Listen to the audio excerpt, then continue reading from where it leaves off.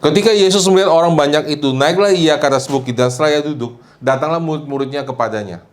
Jadi saudara, ketika Yesus melihat orang banyak saudara, dan naik ke bukit, dan murid-murid datang kepadanya, Yesus selalu di ayat kedua dikatakan gini saudara, maka Yesus mulai berbicara dan mengajar mereka, katanya.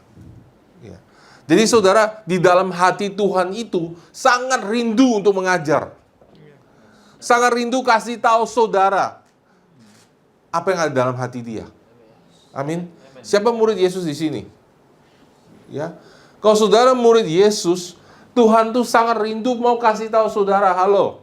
Amin saudara. Kadang-kadang itu kita tuh dalam doa atau kita tuh ngomong sama Tuhan, kita terlalu ribut saudara, terlalu berisik saudara.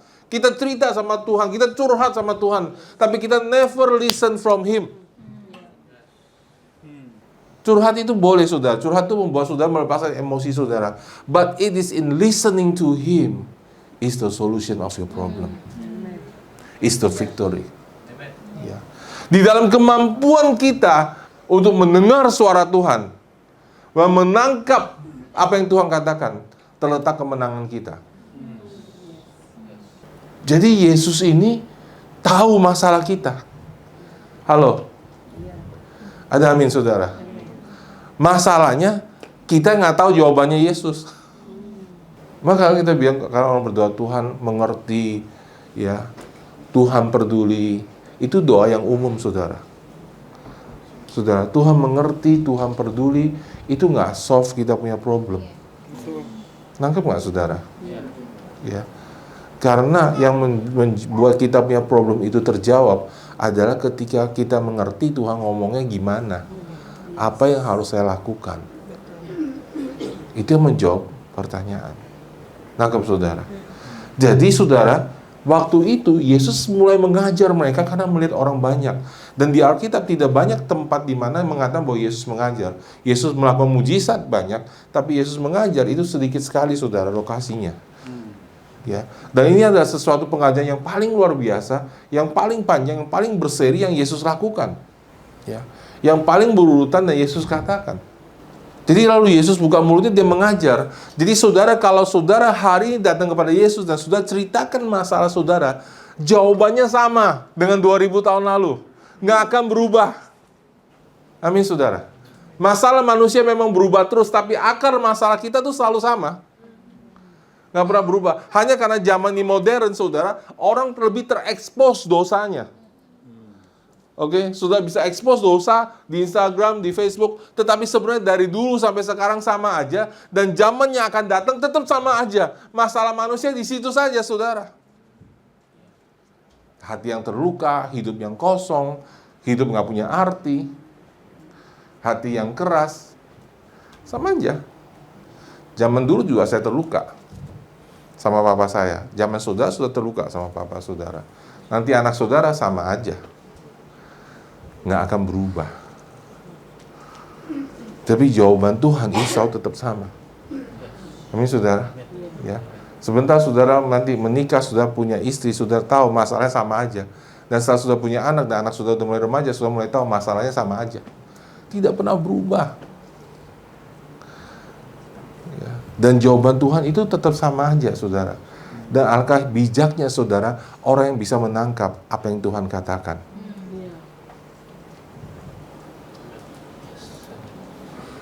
Amin.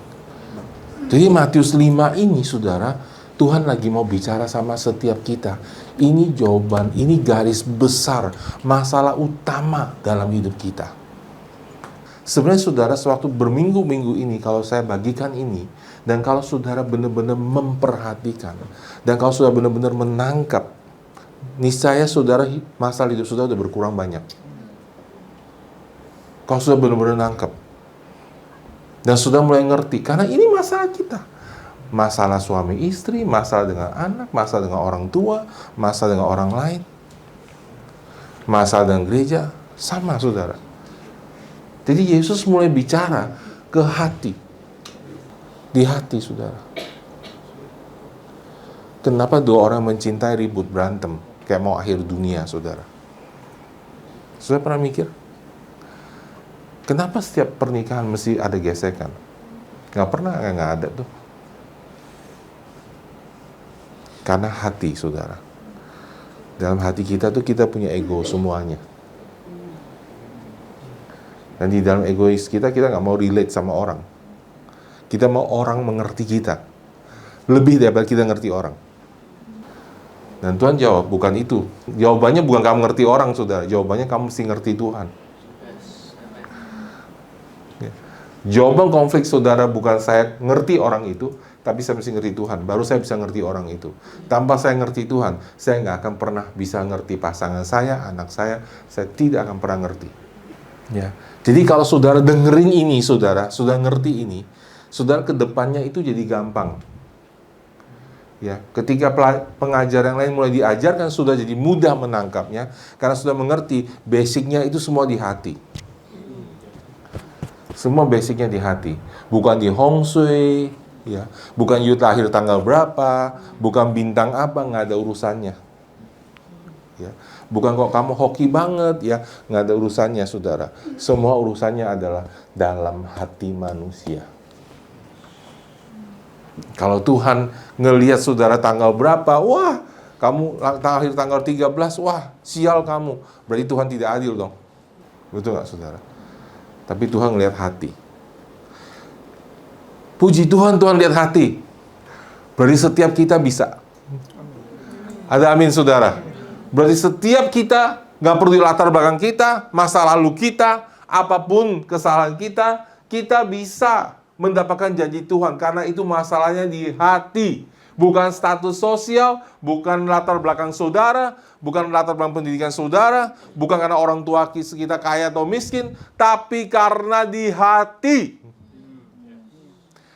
Tuhan sanggup menjawab doa kita karena kalau hati kita sesuai dengan firman Tuhan, kita punya kekuatan untuk menerima jawaban dari Tuhan. Jadi di hati. Jangan nyalain orang lain terus, saudara. Amin. Jadi pertama, Yesus bilang, berbahagialah orang yang miskin depan Tuhan. Masih ingat, saudara? Yes. Ya, miskin di sini miskin rohani, bukan miskin jasmani, saudara. Karena saya udah temukan orang-orang yang miskin jasmani, nggak punya apa-apa, tapi dia bilang, gua masih punya harga diri, lu jangan menghina gua. And then kemudian dia blow up dan dia nggak mau ke gereja karena merasa tersinggung, karena khotbahnya menyinggung. Jadi itu nggak ada urusannya sama duit yang saudara punya. Itu dulu, saudara. Kalau nggak miskin, dia nggak punya kerajaan Allah. Kan kita semua untuk waktu pertama kali bertobat kenal Tuhan kan mesti merendahkan diri, saudara ingat? Ya. Betul? Pertama kali kita datang sama Tuhan, kita bilang, Tuhan, saya nggak punya apa-apa. Ini hidup saya. Betul nggak, saudara? Siapa yang pertama kali datang Tuhan seperti itu? Saya begitu, saudara. Amin. Atau saudara mulai pelan-pelan menyadari bahwa saudara nggak punya apa-apa. Baru sadar ternyata saya nggak punya apa-apa. Ya. Biasanya orang mulai sakit baru sadar dia nggak punya apa-apa. Yang kedua, saudara, ya, berbahagialah orang yang berduka cita karena mereka dihibur. Ya. Orang mulai sadar bahwa dirinya itu pendosa, bahwa dirinya yang bersalah, bukan nyalakan orang lain. Ini semua masalah kita kan, nyalain orang lain, betul nggak? Ya saya sih, waktu itu sih gesekan sama istri sih, saya ada salah, tapi dianya juga. Sudah mulai masalahnya di situ. Nangkep nggak, saudara? Ya. Waktu kita bilang, oh kamunya juga, itu masalahnya, sudah. Kalau suami istri mulai ribut tuh di situ. Coba kalau kita stop di, saya salah, udah, that's it. Dan itu urusan saya sama Tuhan, saya harus beresin. Selesai masalahnya. Karena ketika saudara salah, saudara nggak punya hak untuk datang lagi ke hakim untuk dibela. Betul nggak, saudara? Dan kemudian saudara akan dihibur. Tuhan akan membenarkan saudara. Amin. Ya. Yang tiga, berbahagia orang yang lemah lembut karena mereka akan memiliki bumi. Mereka akan punya kuasa, saudara. Ya, karena mereka memiliki bumi. Jadi orang yang lemah lembut itu adalah orang yang kalau firman-Nya ditegur, dia akan langsung menyerah. Dan dia berpegang sama firman. Dan orang yang lemah lembut itu, saudara, yang hatinya itu ada remuk dan hancur di depan Tuhan. Kenapa? Karena dia pegang sama firman Tuhan. Amin. Ya. Kalau sudah worshiper di depan, sudah penyanyi, nggak lemah lembut, nggak bisa, saudara. Kalau sudah belum pernah merasa dilakukan tidak adil, dihancurkan hidupnya, tapi sudah tetap mengasihi Tuhan, sudah nggak bisa maju ke depan. Karena sudah nggak punya kuasa. Amin.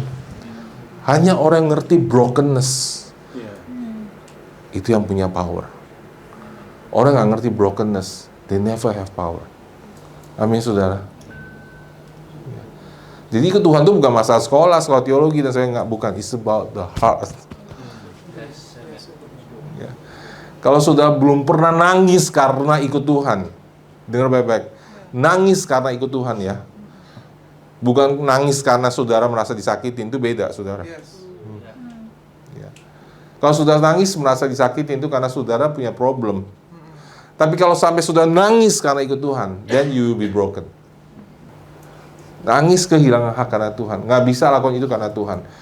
Kehilangan pacar karena Tuhan. Kehilangan kekayaan karena Tuhan. Kehilangan hak karena Tuhan. Kalau sudah belum pernah ngalamin itu, ya Tuhan kira berikan saudara anugerah supaya bisa ngalamin itu. Tanpa itu saudara nggak bisa, saudara. Coba aku mau tanya, siapa yang ngerti apa yang saya ngomong? Pasti saya ngerti maksudnya. Amin. Itu perlu, saudara. Karena Tuhan. Itu rahasianya, saudara. Kalau sudah nggak ngerti ini, nanti semua firman dibagikan percuma. Karena ini bicara mengenai tanah, bicara mengenai hati. Kalau nggak, nanti semua firman dibagikan itu sudah dengar, pulang pasti lupa. Oke, ayat keempat. Ya, berbahagialah orang yang lapar dan haus akan kebenaran, karena mereka akan dipuaskan. Oke, sampai di sini, saudara, Yesus mulai bicara. Berbahagialah orang yang lapar dan haus akan kebenaran, akan firman Tuhan. Ya, karena mereka akan dipuaskan. Pertanyaannya, saudara, Pastor, saya kok nggak lapar akan firman Tuhan? Kenapa saya jadi nggak haus akan firman Tuhan? Semua orang yang lahir baru sungguh-sungguh pernah suatu saat lapar akan firman Tuhan. Sudah ngerti maksud saya? Siapa yang ngerti maksud saya? Ya. Kalau saudara benar-benar pernah lahir baru, suatu ketika saudara pernah mengerti, pernah mengalami rasa haus akan firman Tuhan. Amin. Lalu kenapa stop? Karena lalu datanglah unsur-unsur dunia ini. Kekhawatiran, ketakutan. Ya, yang membuat kita tuh stop. Kita buka dalam Matius 13 ayat 3. Ia mengucapkan banyak hal dalam perumpamaan kepada mereka. Katanya adalah seorang penabur keluar untuk menabur. Betul? Ya. Dan kalau sudah pulang, sudah baca ayat ini, sudah tahu penabur ini adalah Tuhan Yesus. Betul? Benih itu adalah firman Tuhan. Tanah itu adalah hati kita. Jadi ini penabur pergi untuk menabur, ya. Benihnya adalah firman Tuhan, tanahnya adalah hati kita. Ya. Dan saudara lihat di sini, masalahnya selalu di tanahnya, bukan di benihnya. Ya. Ayat keempat, waktu ia menabur, sebagian itu jatuh di pinggir jalan, lalu datanglah burung dan memakannya sampai habis. Di sini, saudara, Tuhan membukakan sesuatu sama kita. Burung itu adalah iblis, saudara. Dia patok tuh firman. Saya ingat dulu, saudara, ya, ada satu orang hamba Tuhan cerita sama saya. Dia bilang, Pastor, saya dapat penglihatan.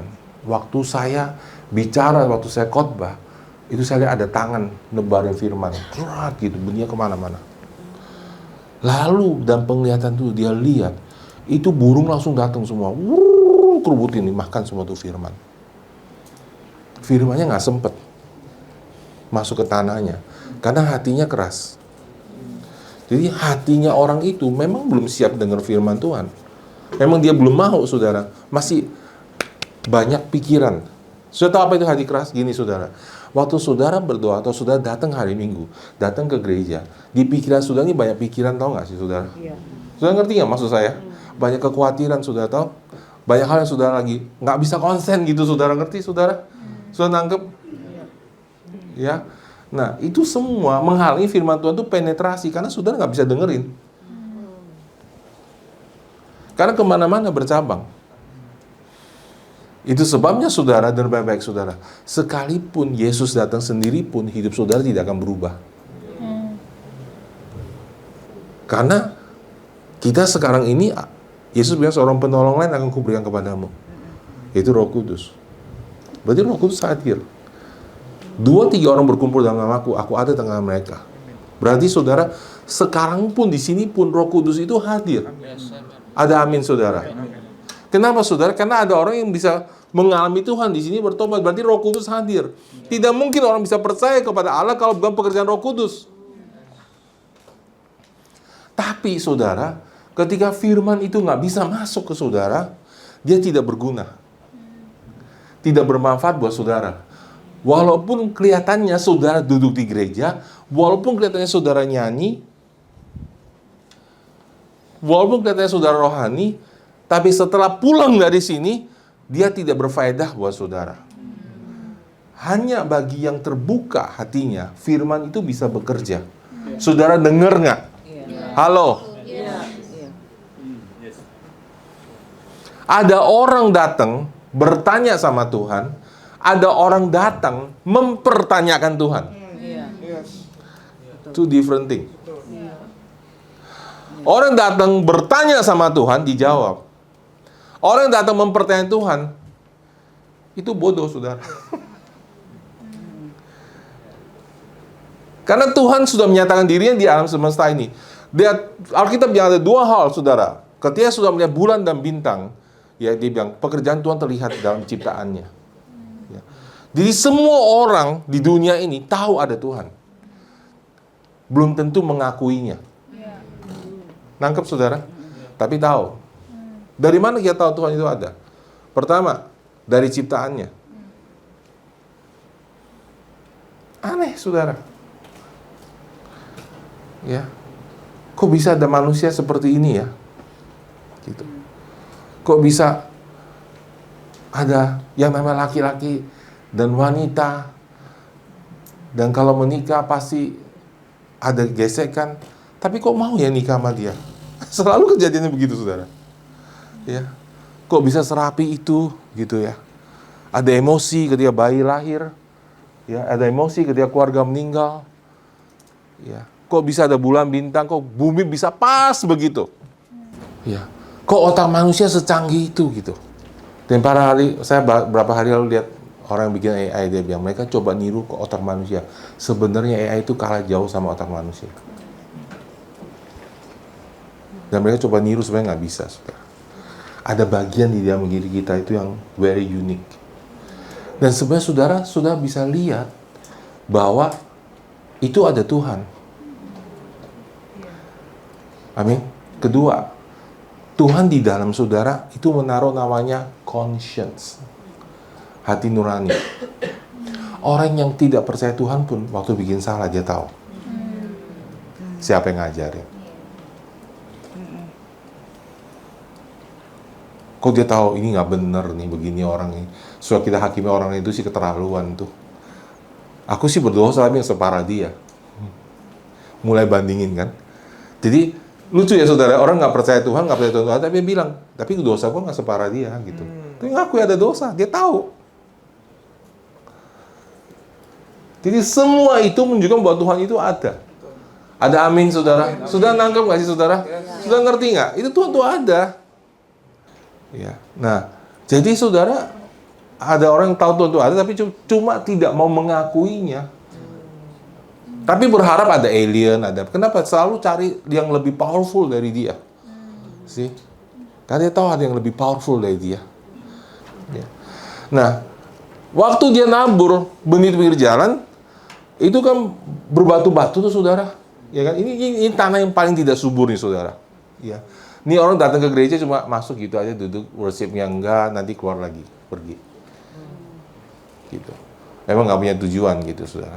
Tapi di sini rahasianya, saudara. Di sini yang luar biasa. Kalau tanahnya nggak subur, kenapa burung itu makan benih itu? Nangkep nggak, saudara? Kalau dibiarin kan tetap mati. Kenapa burung itu tetap makan benih itu? Karena burungnya takut, saudara. takut benih itu bertumbuh. Berarti benih itu punya kuasa penetrasi yang luar biasa. If you sit long enough, kalau sudah duduk cukup lama dan sudah mendengar cukup lama firman Tuhan dan didengerin terus berulang-ulang, you will believe. Itu rahasianya, saudara. Jadi kalau saudara tidak haus akan firman Tuhan, itu pertanyaannya, what's wrong? Karena secara natural, secara alamin, kita itu semua haus akan firman Tuhan. Ya, Gwen baru punya bayi, dia nggak nanya, bayi ini bakal minum susu nggak? Itu bukan pertanyaannya, ya kan? Kapan dia lapar itu pertanyaannya kan? Tapi lapar itu pasti datang. Ya, saudara nggak nanya nanti siang saya lapar nggak? Betul saudara? Ya, secara fisik kita tuh pasti lapar. Betul saudara? Sudah percaya nanti siang sudah akan lapar? Kalau nanti siang, iya di sini luar biasa jemaatnya ya, siang aja udah lapar, ya, nggak perlu sampai malam gitu ya, gitu. Karena sudah tahu, sudah itu mekanisme yang Tuhan kasih, ngerti nggak saudara? Ya, semua yang mekanisme yang Tuhan kasih di dunia fisik itu menggambarkan apa yang terjadi di dalam roh. Jadi secara natural, saudara akan lapar akan firman Tuhan. Nah, apa yang terjadi, saudara, ketika firman Tuhan itu datang, saudara, lalu, saudara, tanah yang kedua, saudara, ayat ke-5, coba kita buka. Dan sebagian jatuh tanah berbatu-batu, tidak banyak tanahnya, benih itu segera tumbuh, tanahnya jadi tipis, jadi mati, saudara. Terlalu banyak filosofi, saudara. Terlalu banyak filosofi dunia. Kita itu banyak pikiran, loh, saudara. Setiap orang duduk sini punya pendapat berbeda-beda. Problemnya adalah pikiran kita itu dari Tuhan atau bukan? Karena ada batu, gitu sudah. Jadi pikiran kita tuh banyak batu, sudah. Jadi saya mulai baca renungan firman ini. Jadi ini sebenarnya berbicara mengenai satu orang yang berubah hidupnya. Tadi kita datang ke gereja nggak tahu mau ngapain ya. Saya ingat dulu saudara saya waktu SD udah datang ke gereja, diajak kakek saya tiap minggu ke gereja nyanyi, tapi juga nggak tahu mau ngapain, saudara. Gitu. Ya suka aja ke gereja, suka nggak tahu kenapa suka nyanyi, suka lihat Alkitabnya tebel-tebel kan, merah gitu kan, ada catnya gitu kan. Dulu suka lihat Alkitab tuh, suka banget. Tapi sebenarnya kalau sekarang saya lihat lagi, nggak ngerti apa-apa. Jadi rupanya ikut Tuhan itu sebuah proses, saudara, dan kemudian tanah itu diangkat, saudara, kemudian setelah dikeras dia jadi batu-batu, saudara.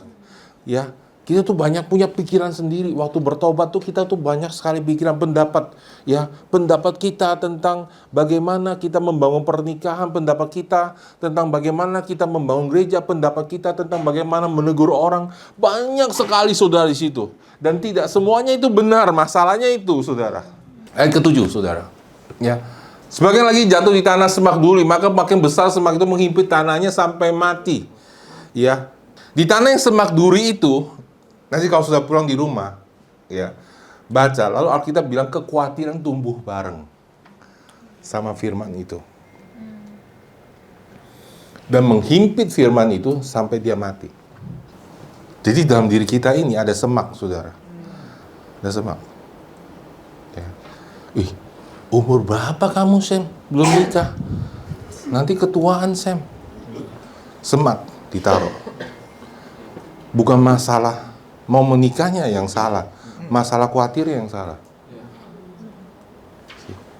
Wah, duitnya dari mana nanti udah umur segini? Sebenarnya bukan kemauan bekerja yang ditabur orang tua, ketakutan, kekhawatiran. Nggak sadar, saudara. Sudah ngerti maksud saya? Semua anak muda ngerti maksud saya? Orang tua kita sering lakukan itu, betul? Benihnya itu kecampur sama takut dan khawatir. Dan itu dari dunia. Harusnya gimana dong, Pak Sep? Harusnya bilang, nggak apa-apa, nanti Papa bantu kamu. Kita akan belajar. Papa ajarin kamu. Sudah taruh faith. Nanti Tuhan akan tolong kamu. Tapi sudah kita taruh back. Worried. Karena kita juga dididik dengan worried. Kita ini dibesarkan dengan kekhawatiran. Halo. Saking khawatirnya, suatu hari bangun pagi, khawatirnya hilang. Jadi khawatir sekarang karena nggak punya khawatir. kayak nggak punya khawatir itu abnormal gitu.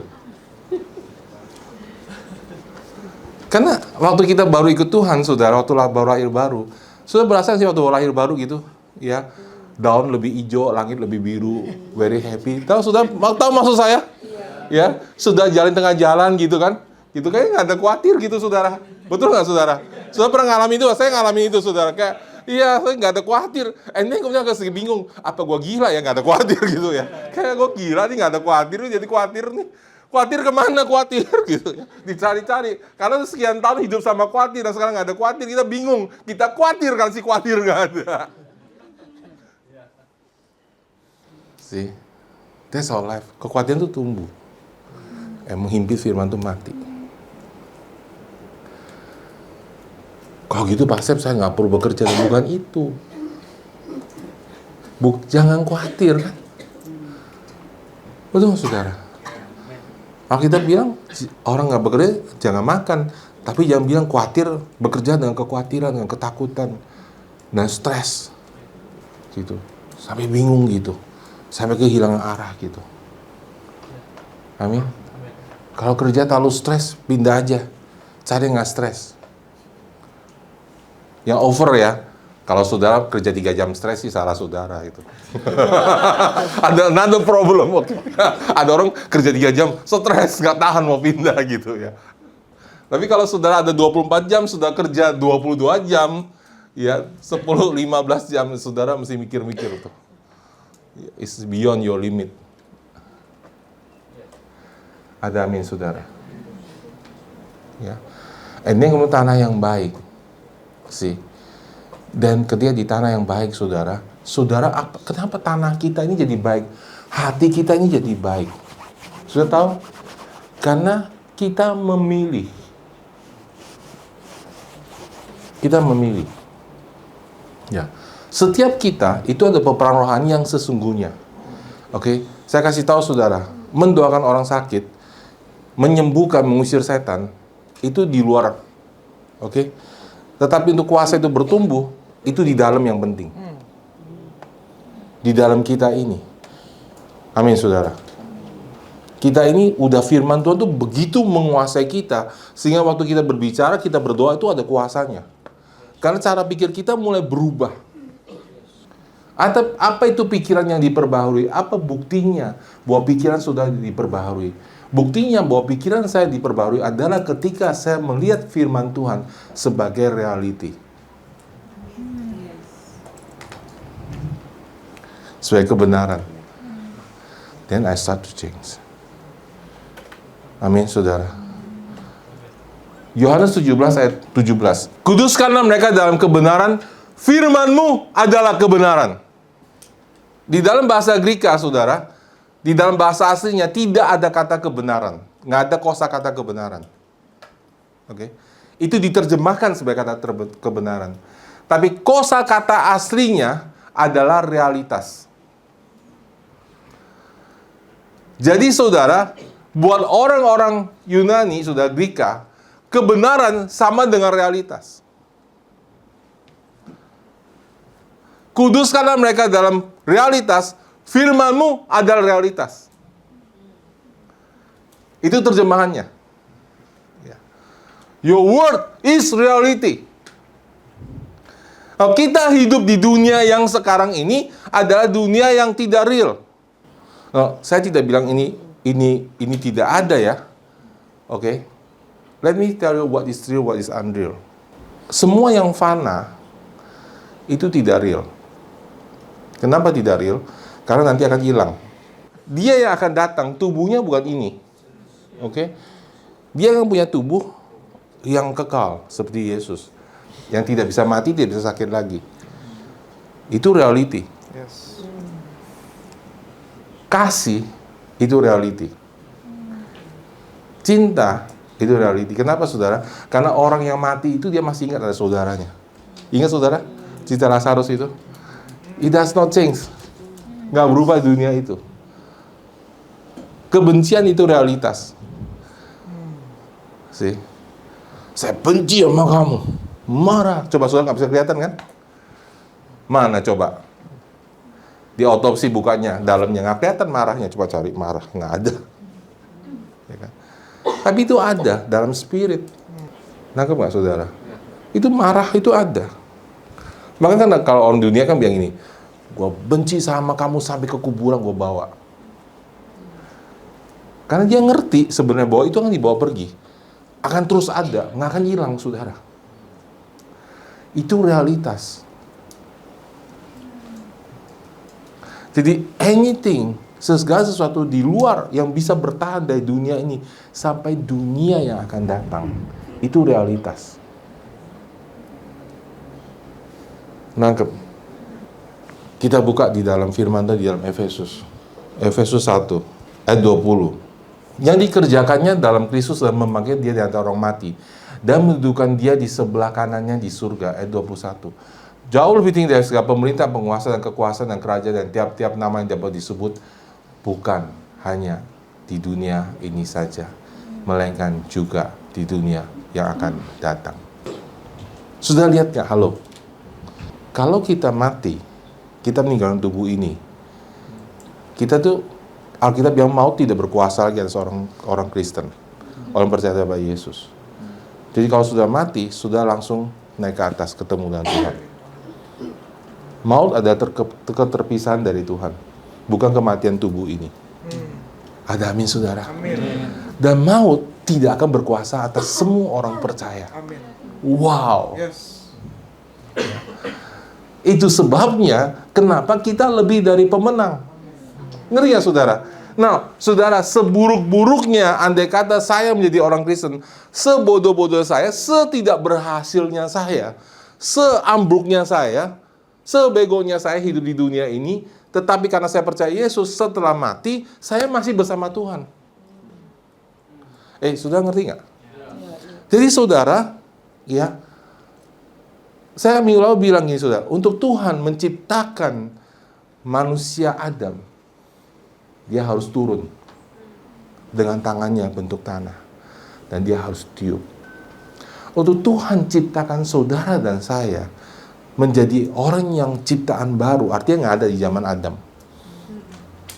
Sudah ngerti nggak? Kita ini nggak ada, manusia model kita tuh nggak ada di perjanjian lama.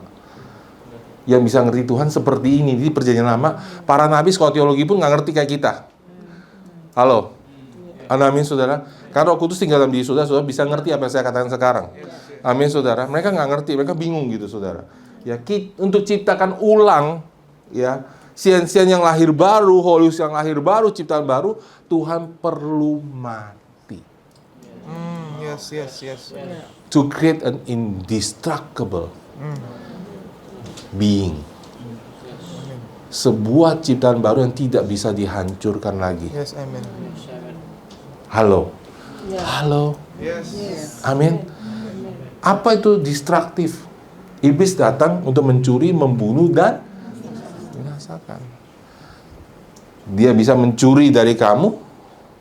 Dia bisa saudara membunuh tubuh jasmani saudara kalau sudah nggak ngerti, right? Tapi dia udah nggak bisa membinasakan kamu. So where is the victory? There is no victory. Nggak ada kemenangan iblis atas hidup kita.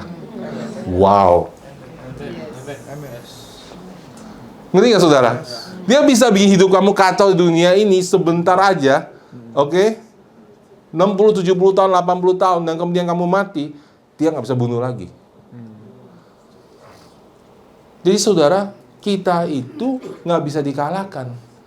Yang terjadi adalah kita tidak mengambil janji Tuhan. You get it? Karena firman Tuhan harus digenapin. Kita itu lebih dari pemenang. Itu kalau sudah kalah di dunia ini saudara, kalau saudara bertanding nih, ya, boxing gitu ya, ada 12 ronde, ya kan? Ronde pertama, saudara jatuh gitu, babak belur. Habis itu, ronde 2, 3, 4, 5, 6, 7, 8, 9, 10, 11, Tuhan Yesus yang main. Kalahnya di mana? Nangkep nggak saudara? Kalau saudara cuma di dunia ini kalah, terus dalam kekekalan selama-lamanya sama Tuhan, kalahnya di mana? Saudara ngerti nggak? Halo? Saudara ngerti nggak betapa hebat dan dahsyatnya kuasa yang Tuhan kasih dalam hidup kita? Jadi kita ini nggak bisa dikalahkan. Yang terjadi adalah kita tidak ambil kemenangan di dunia ini. Itu aja yang bisa lakukan. Itu udah maksimal yang bisa lakukan. Sudah ngerti? Sudah bukakan nggak matanya? Do you see something kayak wow? See? You see the reality? Because what I'm speaking to you is reality. Is reality. Ya. Kita kan ketemu lagi semua. Halo. Amin. Kita semua akan berjumpa lagi. Di dalam kekekalan kita akan berjumpa lagi. Right? Jadi anything saudara ngomong sekarang, apa yang saudara kerja sekarang itu, ada responsible di dalam kekekalan nanti. Ya. Makanya yang datang pagi itu saudara, yang berkorban itu, ya saudara jangan ngomel gitu.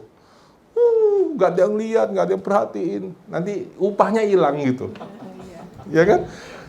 Biarin aja. Amin. Karena hidup kita masih lama dan selama-lamanya. Itu lama sekali saudara. Selama-lama itu lama sekali saudara. Amin. Nah, apa yang saya share sama saudara itu firman Tuhan. Oke? Kita kembali ke dalam Yohanes 17 ayat 17. Kuduskan mereka dalam kebenaran, firman-Mu adalah kebenaran. Oke? Dengan kata lain, kuduskanlah mereka dalam realitas, karena firman-Mu adalah realitas. Begitu pikiran dan mata saudara terbuka, ngerti firman itu, saudara itu dikuduskan. Langsung terjadi separation. Karena separation dimulai dari your thinking. Oke? Kekudusan itu nggak dimulai dengan baju. Kekudusan itu dimulai dari the way you think. Ya. Begitu kamu ngerti, saya akan hidup selamanya, maka iblis nggak punya kekuatan untuk mencengkram kamu dalam ketakutan. Because you fear no more. Because you understand the reality, the truth. Amin. Jadi cara gini, setelah sudah mengerti kebenaran itu, saudara, cara saudara bekerja, cara saudara berbicara, cara saudara bergaul, otomatis berubah. Saya ingat satu pendeta, saudara, kalau sudah pernah lihat cerita Reinhard Bonnke, saudara, yang dia mati beberapa hari, terus bangkit, saudara. Waktu dia masuk, dia ke surga, dia lihat, dia cerita semua apa yang di surga. Begitu dia pulang dari surga, dia bangkit dari antara orang mati, dia langsung berubah semua perkataannya.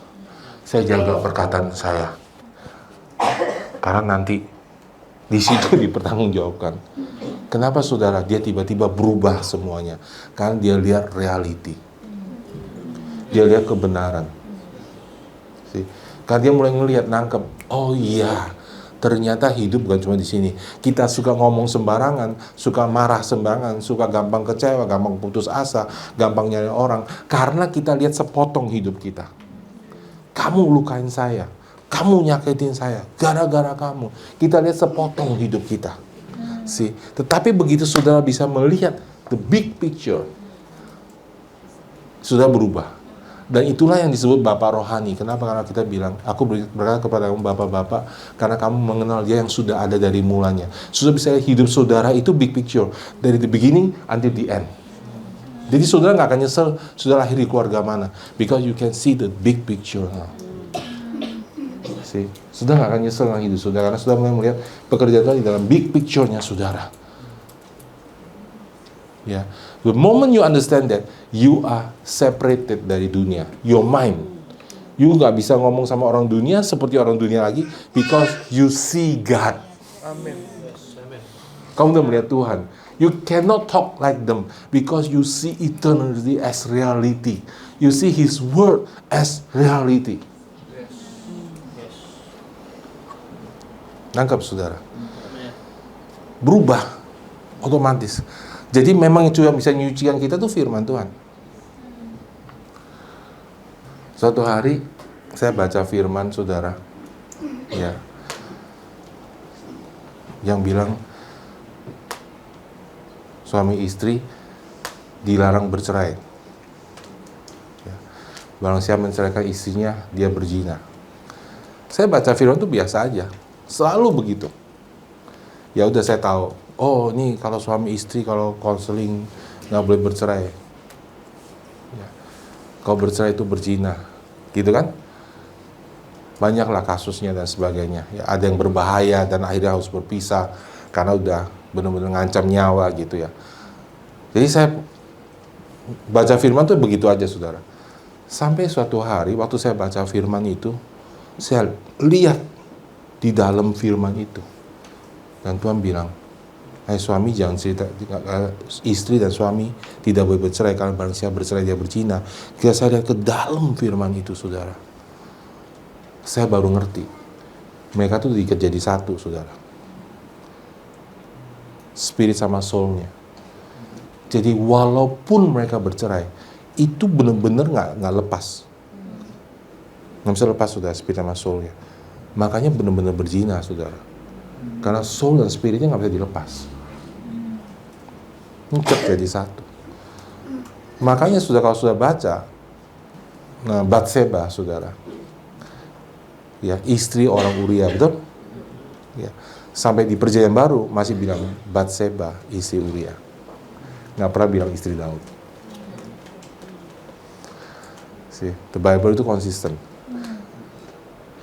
Jadi waktu sudah baca Alkitab, sudah bisa lihat di dalamnya itu. Saudara ngelihat reality itu, saudara itu mengalami pengudusan, saudara di-separate dari dunia. Mulai berpikir, cara berpikir berpisah, beda gitu. Karena sudah mulai ngerti. Amin.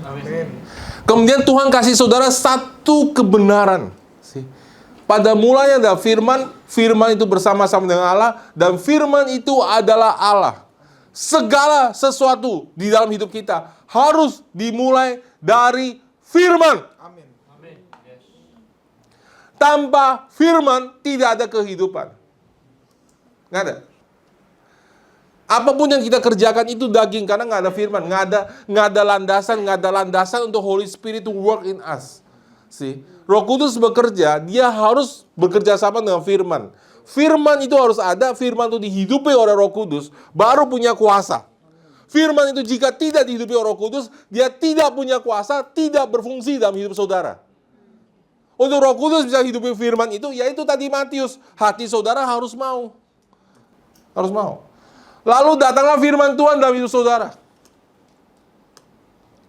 Simple banget. Kemarin saya sambutin dari khotbah. Ya, Catherine Kuhlman, hamba Tuhan, sembuhkan orang luar biasa. Hanya 20% yang bertahan.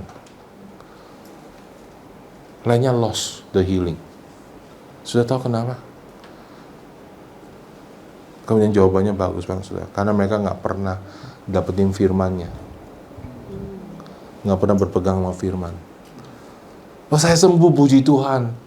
Ya, tadi rasanya waktu doa RE didoain, ada panas, ada air. Itu semua pengalaman sama Tuhan. Ya kan?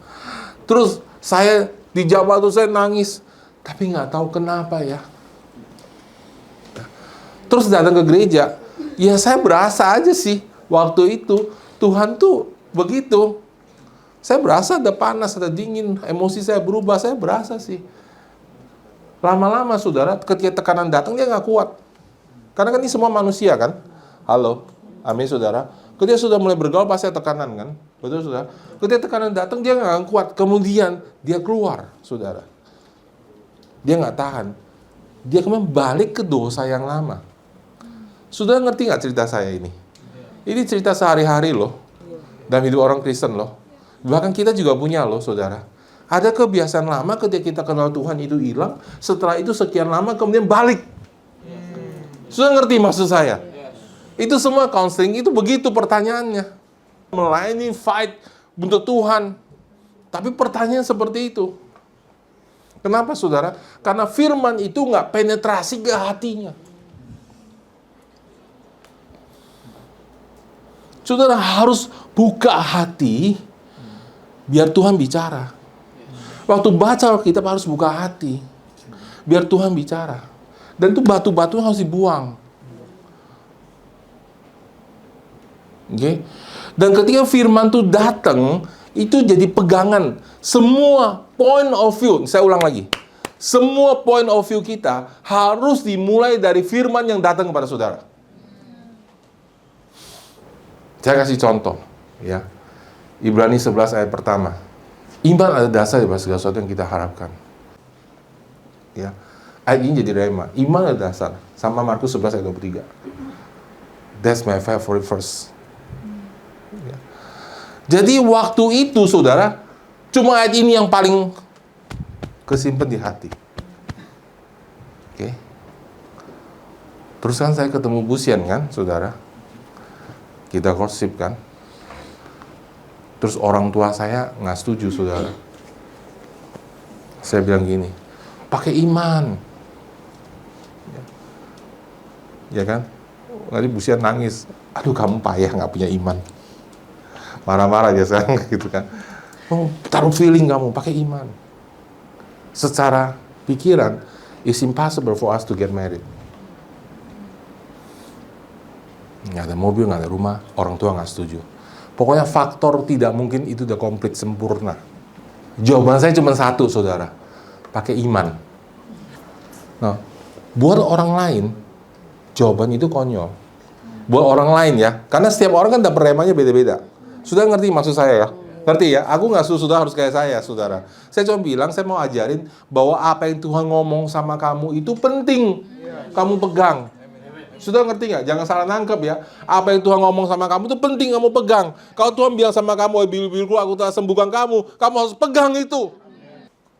Jadi, waktu Bu saya nanya, ya pakai iman. Semua saya jawabnya pakai iman. Sampai sekarang pun, anak-anak di Taiwan, oh by the way, Taiwan kita mau sewa tempat baru, saudara. Pindah. Ya. Anak Taiwan bilang, Pak Step ini nggak ada, ini nggak bisa. Pakai iman, bro. Lu kalau jadi orang Kristen nggak pakai iman, nggak bisa. Semua juga nggak masuk hitungan. Pakai iman, bro. Nah, karena saya punya dasar firman itu, sudah. Jadi itu adalah batu pertama dalam hidup saya. Semua point of view saya dilihat dari situ. Sudah ngerti? Ya, contoh, saudara ya. Waktu kuliah, saudara, nilainya, dosennya killer, saudara. Ya kan? Pakai iman. Ya, saya percaya Tuhan, nilainya nggak C. Ini dosen killer, C semua. Ya, biasanya D. Saya percaya, saya selalu imani satu angka di atasnya B, saudara. Dapat B, saudara. Dan waktu saya lulus, berapa tahun yang saya lihat catatan saya, sudah percaya nggak? Yang dijawab doa saya itu 80-90%. Semua saya imani, saya ngomong. Saya bilang pakai iman, percaya aja, Tuhan udah kasih. Doa yang gini, Tuhan terima kasih saya udah dikasih Tuhan angkanya. Kalau nggak ada duit, Tuhan terima kasih saya udah terima duit. Semuanya, saudara, dasar saya di situ. Nah, firman yang Tuhan kasih sama saudara, baik-baik, saudara, akan terjadi serangan. Ya, pikiran nggak make sense. Sudah ngerti maksud saya nggak? Nggak bisa. Lu yang logika aja. Mana mungkin. Siapa ngerti maksud saya? Ya. Nah, firman yang dikasih itu harus dipegang. Kalau saudara menyerah, sudah jadi karnal, jadi duniawi. Saudara mulai berpikir dengan cara duniawi. Supaya bisa pulih, saudara harus balik ke batu yang tadi. Pasti begitu cara Tuhan bekerja.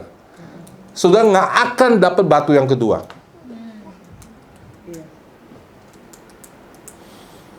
Sampai saudara setia dan sudah mulai mengalami kemenangan. Firman Tuhan ini benar. Lebih benar dari perasaan saya. Karena perasaan kita bisa menipu kita. Nah, tapi saya nggak suruh saudara asbuntal, ya, ambil ayat, dicomotin, ditempel gitu ya. Harus dari Revelation. Jadi bukan asbun, saudara. Harus firman yang saudara dapat. Pegang. Erat. Nggak mau balik lagi jadi seperti dulu. Saya ini anak Allah. Misalnya dapat ayatnya. Berarti setiap kali saya minta, dia jawab doanya. Tapi nggak kelihatan, nggak berasa. Dia jawab doanya. Karena realitinya, dia jawab doa saya. Gitu caranya. Dipegang itu firman. Nah, orang yang hatinya baik-baik, tidak lembut, tidak punya kekuatan untuk memegang firman.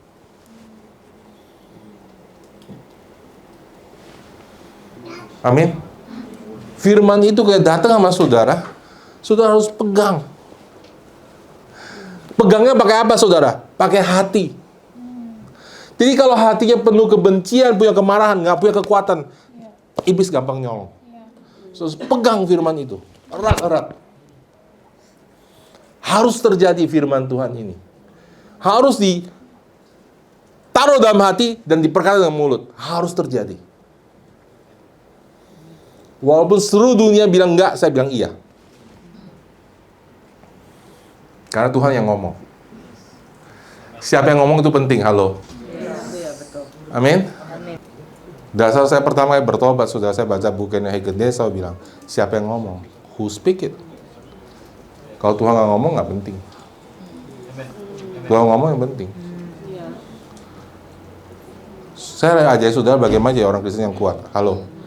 Amin. Ya, sudah mau pegang nih. Sampai saudara ngalamin. Apa yang terjadi? Dengar baik-baik saudara. Firman yang dialamin, doa yang saudara dijawab, membuat saudara lebih haus. You want more. You want more. Ya. Semakin saudara mengalami Tuhan, semakin lapar, bukan semakin kenyang. Semakin sudah mengalami firman Tuhan, semakin lapar.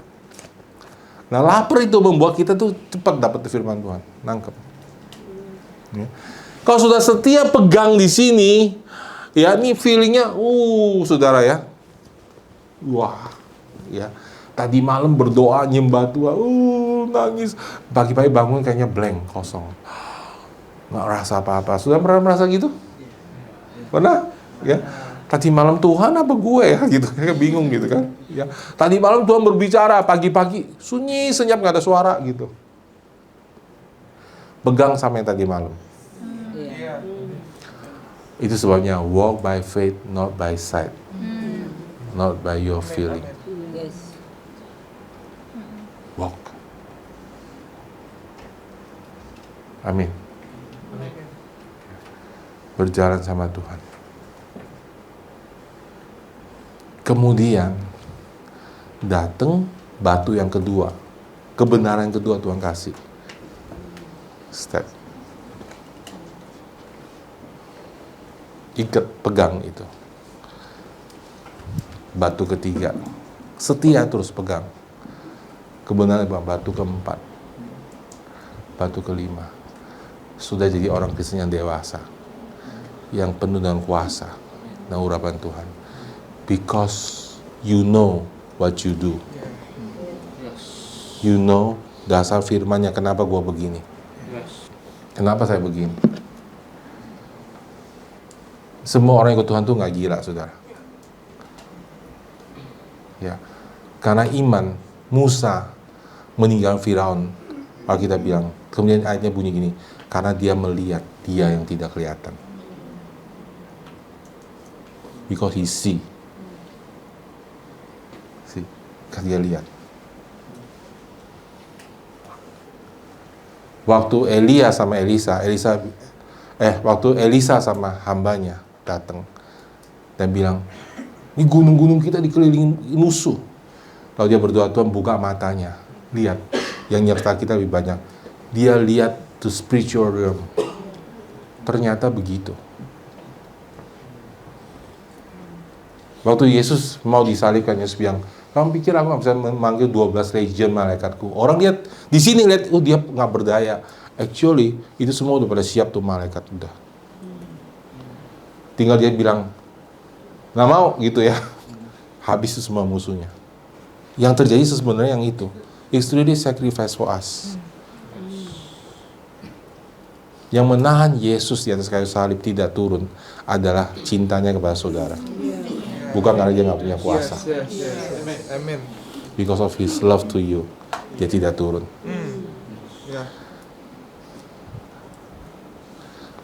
Dunia di tangan dia. Paku itu di tangan dia. He's the one who hold the nails, not the nails holds him. Amin. Waktu dia lahir, Mary holds him. He's the one who holds Mary. When you see eternity, your life will change. Your mindset will change. Dia paku tuh, dia yang pegang, dia bertahan di situ. Dan dia sudah lihat kekekalan, hidup sudah berubah, pikiran sudah berubah. Dan ketika sudah pikiran berubah, the Holy Spirit will flow to you. Rasa benci sudah akan hilang sama orang. Because you can see, they don't know God, and I know God.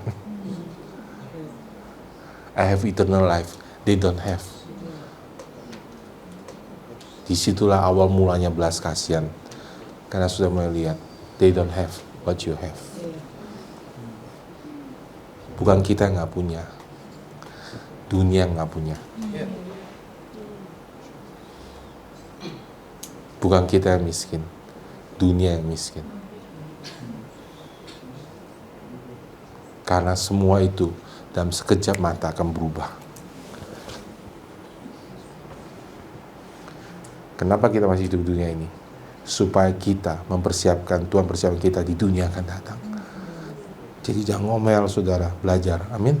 Dia nyakitin saya, dia gak ngerti, saya pagi-pagi udah SM, udah capek, gak dipuji. Stop. And pray to God, Tuhan kasih saya anugerah.